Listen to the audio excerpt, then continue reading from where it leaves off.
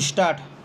अप्रत्याशित फैसले लेने के लिए चर्चित दिल्ली के मुख्यमंत्री और आम आदमी पार्टी के प्रमुख अरविंद केजरीवाल ने यह कहकर एक बार फिर चौंकाया कि वह 2 दिन बाद मुख्यमंत्री पद से त्यागपत्र दे देंगे। उन्होंने जिस तरह यह स्पष्ट नहीं किया कि दिल्ली का अगला मुख्यमंत्री कौन होगा, उससे यह स्पष्ट है कि अगले 2 दिन तक अटकलबाजी का दौर चलता रहेगा और इससे देश भर में केजरीवाल और दिल्ली की चर्चा होती रहेगी। यह स्पष्ट ही है कि केजरीवाल यह चाह रहे होंगे कि वह चर्चा के केंद्र में बने रहें। उन्होंने यह कहते हुए त्यागपत्र दिया कि वह आम जनता के समक्ष अग्नि परीक्षा देना चाहते हैं, लेकिन कोई भी समझ सकता है कि त्यागपत्र के मूल कारण कुछ और ही हैं।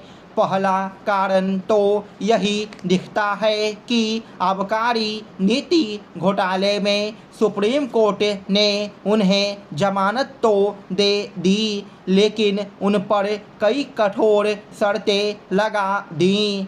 इन शर्तों के कारण मुख्यमंत्री के रूप में उनके लिए कार्य करना असंभव सा हो गया था और सुप्रीम कोर्ट ने उन्हें न केवल मुख्यमंत्री कार्यालय जाने से रोका, बल्कि उपराज्यपाल की अनुमति के बिना किसी सरकारी फाइल पर हस्ताक्षर करने से भी रोक दिया।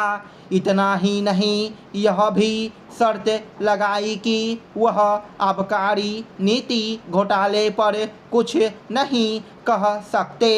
हैरानी नहीं कि केजरीवाल ने यह पाया हो कि उनके पास त्यागपत्र देने के अलावा और कुछ उपाय नहीं, लेकिन यदि उन्हें राजनीतिक शुचिता और नैतिकता की परवाह होती तो उन्हें तभी त्यागपत्र दे देना चाहिए था, जब आबकारी नीति घोटाले में उन्हें गिरफ्तार कर जेल भेजा गया था।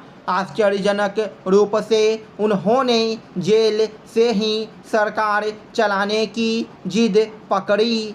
इस दौरान वह और उनके साथी भले ही यह कहते रहे हों कि नई आबकारी नीति लाकर कहीं कोई अनियमितता नहीं की गई, लेकिन इस प्रश्न का उत्तर किसी के पास नहीं कि अगर इस नीति में कहीं कोई गड़बड़ी नहीं थी तो उसे वापस क्यों लिया गया।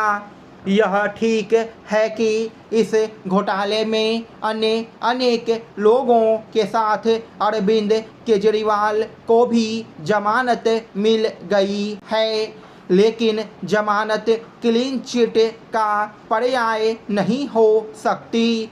भले ही केजरीवाल कह रहे हों कि उन्हें गलत तरीके से फंसाया गया है और वह जनता से ईमानदारी का प्रमाण पत्र लेने के बाद मुख्यमंत्री पद संभालेंगे, लेकिन आबकारी घोटाले का सच झूठ जनता को नहीं, देश की अदालतों को तय करना है।